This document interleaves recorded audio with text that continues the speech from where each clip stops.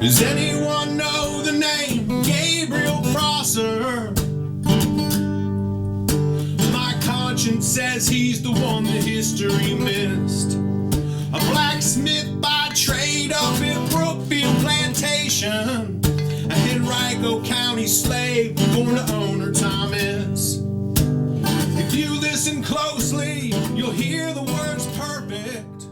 You know, I studied Gabriel's Uprising many years ago, and then years later I was talking to some friends, and I figured everyone knew the story, and apparently not everyone does know the story. And then a couple of days later I was walking, I asked some friends, and they had never heard the name Gabriel before, and I was walking a couple of days later with Emma at the James River, and the song just wrote itself in my head. I believe that you die twice, or I've been told you die twice. The first time is when you're physically gone, and the second time is when the memory of you is gone. And Gabriel was an honorable person, and I figure singing a song about him does him great justice. And I'm lucky enough to be able to tour and sing songs all over the world, and I've sang this song about Gabriel everywhere. Does anyone know the name Gabriel Prosser? My conscience says he's the one that history missed. Gabriel's Rebellion is an important event in American history. It takes place at a point in our history where you can lay it side by side with the sort of revolutionary ideology of the country. And it encapsulates the fundamental contradiction, the fundamental contradiction, being that of race and that of the idea of freedom and who's entitled to it. We can look at Gabriel's Rebellion, it's two-sided. We can think, here's a man that wants to come in and kill and destroy the white population here, the government that is just starting. It could really cause our country to crumble. They could think that this is anarchy. But I lean more on the side of he's a human being asking what we all ask, to be treated fairly, to be treated honestly. Had Virginia's leadership been kind of shocked into action by Gabriel's plan, had they passed some kind of law for gradual emancipation, no Nat Turner debacle, no Virginia secession in 1861, no 700,000 dead Americans who died because the founding fathers could not do what they knew they should be doing. And so that was kind of a major turning point, not just for Virginia or Henrico, but for the Republic. And it was a moment in which Virginia's leadership failed.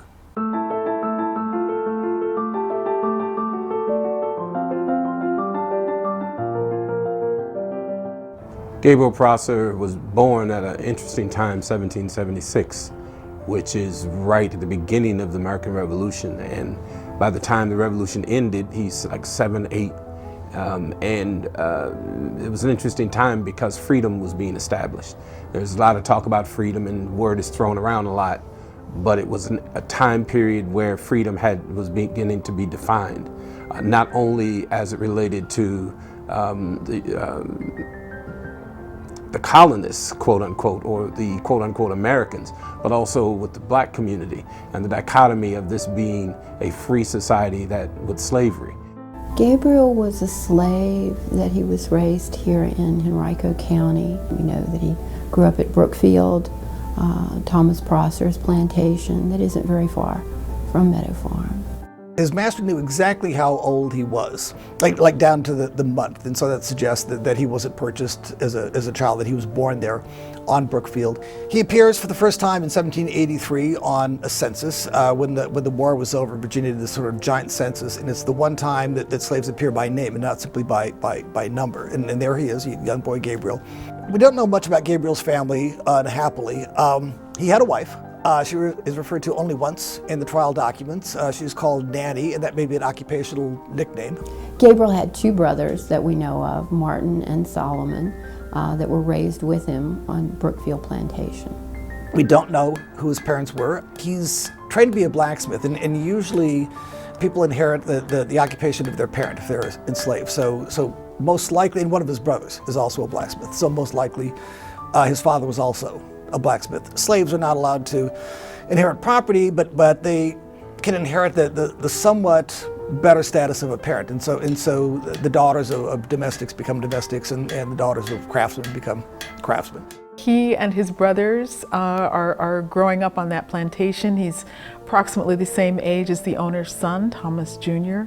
My readings have shown that he and Thomas kind of played together as little boys, and he will grow into a tall, strong, skilled worker who offers a certain kind of income to the plantation.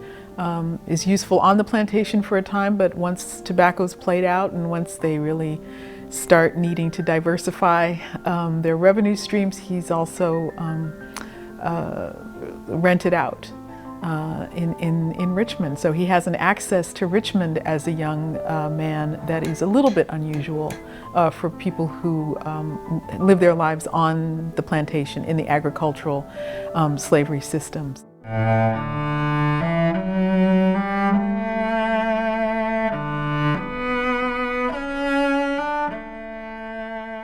If you are a workman that could be trusted to be hired out, then you would travel. You would have a pass, and you could travel by horseback, by wagon, to all around the state to work.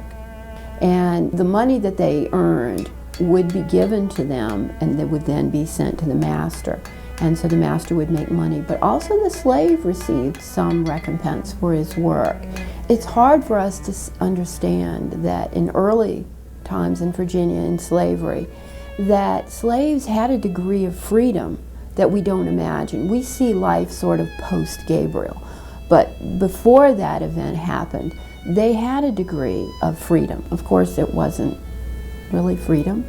There is some speculation that Gabriel could read and write, and it's speculation because in large part, Black people, both enslaved and free, were not encouraged to become literate or to receive an education. But as a blacksmith, he would need those skills. He would need to know how to read and write to be able to perform his trade efficiently and effectively. To have an enslaved person with mobility and literacy is remarkable. He probably had many, many kinds of employers, many kinds of customers. He would hang out in the taverns after work for a time. That was still possible. It is likely that he got to know people who were travelers coming through Richmond. And in the years when he was an adult young man, he's around and he's literate. He's able to read pamphlets. He's able to read journals and newspapers and things that are coming through. And we are talking about the revolutionary first 25 years of the existence of the United States. So there's an awful lot of rhetoric around, and a lot of people who are not quite so sure that slavery ought to exist. And he's getting exposed to that, and he's synthesizing that information and combining it with his personal experience with life on the plantation, with life as an enslaved laborer in the city of Richmond. And I'm sure that clashes with his own personal dreams.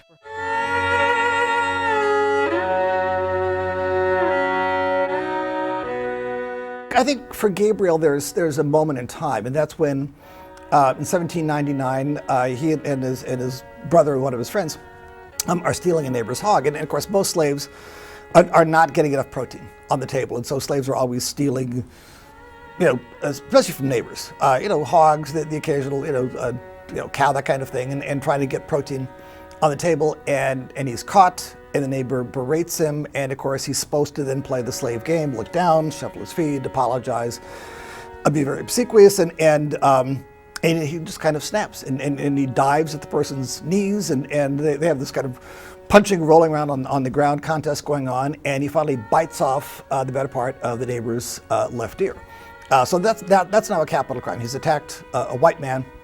He is arrested, and he would have been sentenced to death, but they have sort of a loophole that if you can recite passages from the Bible to show that you are God-fearing, then you would not be executed. You would be publicly whipped and humiliated, and then you would be branded with some kind of mark to forever label you as a person not quite trustworthy, that you had committed some kind of act against a white person.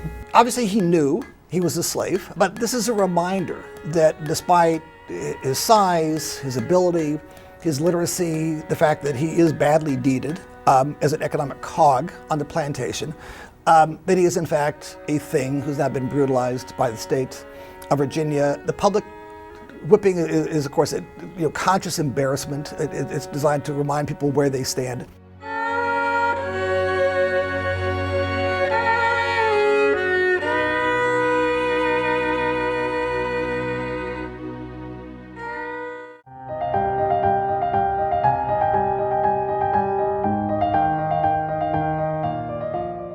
It is difficult to say what would make a person take decisive action, especially when that action has such dire consequences, the possibility of dire consequences. To know that you're not on the same level with others, that you are in fact property and owned by someone. It would be wearing, and it would make, I would imagine, a person say, no more.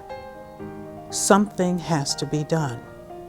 Because Gabriel is a skilled bondman who hires his time on occasion, he clearly knows people like himself at other estates. And because he is fairly mobile, when he's able to go to those estates, and he knows kind of who to contact. So in other words, he's dealing with people very much like himself. He meets a fellow slave by the name of Jack Ditcher, and their personalities must have been similar. They were probably both very intelligent men, skilled men, and they discussed, maybe at first in jest, what could we do, and supposition of how can we end this life of servitude. Young Spring was an area that enslaved people would gather there. On Sundays, that was where they could go. You get some privacy from the people who control your lives. And there's obviously some understanding on the part of the enslavers that they understand that people need this, right? You can't repress people every single minute of the day without knowing that there's going to be a loss at the end of it, or a challenge at the end of that. So people get their Sundays for this time. And to know that this was also a place maybe for them where they felt like, where they could be safe with themselves, for Gabriel and his co-conspirators to introduce this element of profound danger into that space also, I know was not comfortable for everybody. And so finally on August 10, they have this big meeting at Young Spring. It's a Sunday, and there's been a child's funeral, and so people have gathered. And Gabriel announces that anybody who's with him to stand up, and those who aren't just to keep sitting down. And of course, who's going to be sitting down while everyone else is rising up? Gabriel must have had quite a formidable personality and very good and articulate speech, and he's able to persuade other slaves that are probably very frightened. The thought of rising up against your master, they would have known that this was cause that they could be killed. Even talking about such things would be a death sentence to them if they were found. So Gabriel must have been persuasive and articulate enough to have other slaves join him, and he's given the title of general for his ability to recruit other slaves.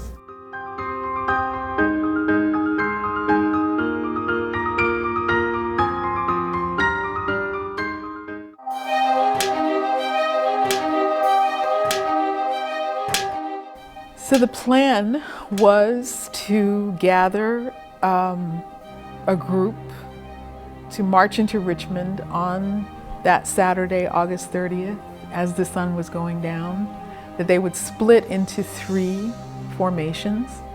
One would go to the warehouses along the river. and set a fire, drawing the town's militia all there. Another group would go to the armory where they had prearranged with the man who was in charge of the keys to the armory to let them in so that they could arm themselves, and then they were going to regroup as a solid group and move on the governor's mansion and take Governor Monroe hostage and negotiate for the end of slavery and access, basically, to the economic system. Gabriel's skill at being a blacksmith enabled him to fashion weapons, makeshift weapons, that would be quite lethal.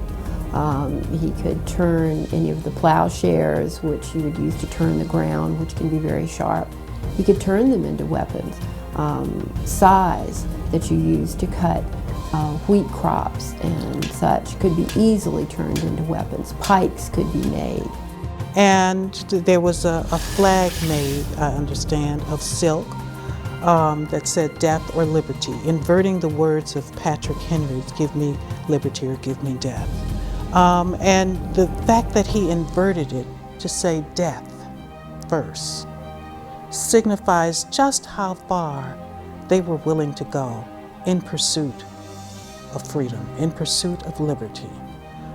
What Gabriel did was Gabriel gave a methodical plan in order to get to the governor. What is unknown is what's the governor going to do?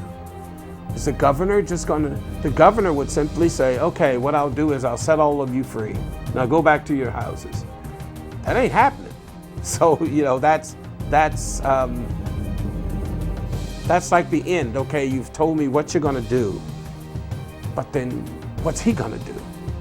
So there are a lot of wild cards at the end, but to get to the end would be impressive. I think there's every reason to believe that the plan would have been successful. It might have been kind of a bloody mess in which Gabriel dies, or maybe Monroe dies, but it certainly had every possibility of getting off the ground, and then the skies just opened. And anyone who's ever been caught in a late summer rain in Virginia, it's not raining. I mean, it's pouring. What had been a tiny creek suddenly is a river. Small bridges near Brookfield are being washed away. Almost nobody gets to kind of the rendezvous point. According to one document, Nanny's there, Gabriel's there, Jack Ditcher is there, but not nearly enough men to start. And so they hold this kind of quick meeting and decide to push everything back for one night.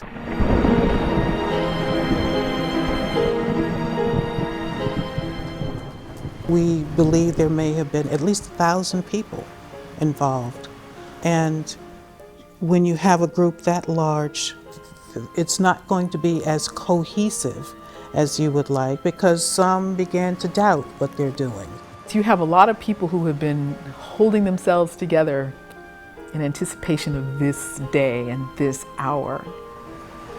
And when they have to delay, you can't imagine that people begin to break.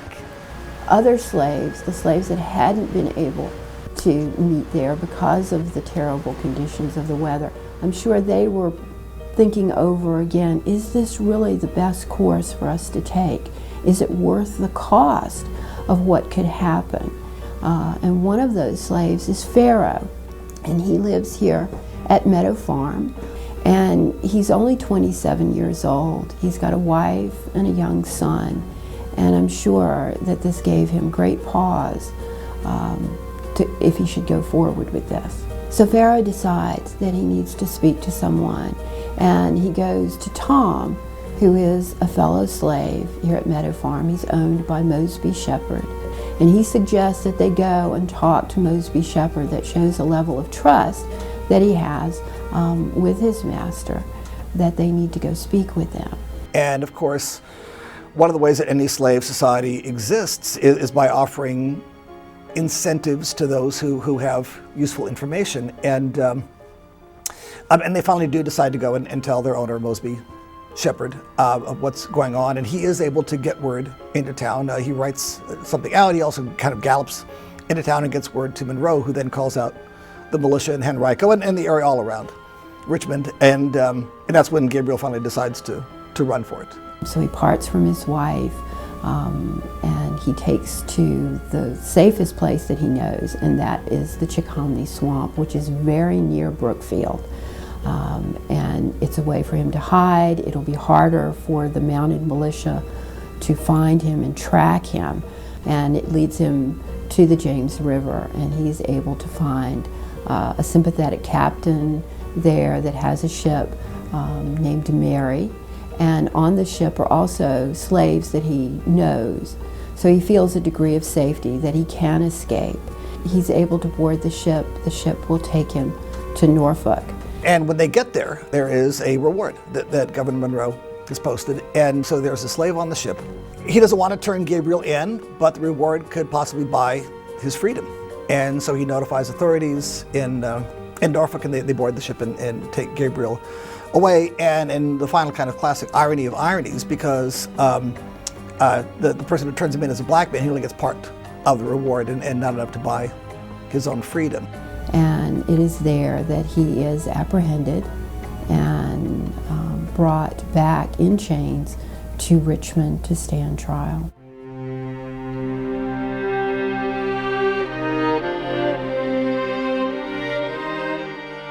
He must have felt some abject sense of failure on the one hand, but just because this chapter of the rebellion and this chapter of the struggle for liberation was over, the next one wasn't. That's an extraordinary moment for someone who's a leader, is to recognize that he may have been the leader for that time, but it was going to go to the next person or people. October 6th is the date for his trial, but it's really a farce. All of the individuals that are there know that this is just once again the whites saying one thing and will do another. I'm sure they wanted him to confess and say, I was wrong, I'm so sorry. But he was a proud man, and he was not going to do that. At the end of the trial, of course, he was found guilty.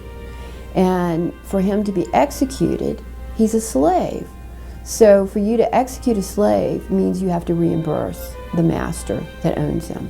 So the value of $500 is placed upon him that will be paid to his owner. And that must have been a terrible insult to Gabriel.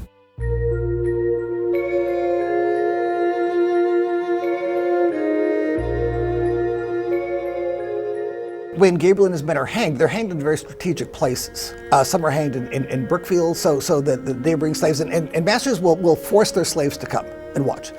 So these are very public executions. So some are executed in Richmond, some out in Henrico, some in front of the tavern that Prosser owns. They want as many slaves to see this is the price of thinking about armed freedom and liberation. And so the fact that no one dies is irrelevant. They have to make an example. One of the things that Gabriel had asked, a dying man's request, was that he not be hung alone, that he would have his friends with him that had been sentenced to death also. But when he is taken by cart to the execution site, he realizes he will have that final insult of his wish not being followed through, that he will have to die alone. And so the man who's at the center of this vast conspiracy dies by himself. He dies in Richmond, so probably Nanny is not there to see him die, and any kind of comfort that he might have derived from that to see her there in the audience. And then of course the gallows is the old Negro burial ground, and so you hang him and then plant him right there. The body does not go back to the family. There's no last rites for the family to grieve. He just kind of disappears, and word arrives that he's been hanged. The event was enormous. The failed conspiracy, I think, really shocked white Virginians. Stories appeared in newspapers up and down the East Coast, from Massachusetts all the way down to Savannah, Georgia. Long descriptions of the executions and the trials. I think especially when it became clear how vast it was. It was not just a handful of slaves in Henrico, but that it finally essentially had branches from Henrico to Norfolk to Petersburg. A handful of slaves apparently in Charlottesville knew about it. It doesn't mean they're actively involved, but they knew about it and kept silent. And I think that's kind of what really stunned America.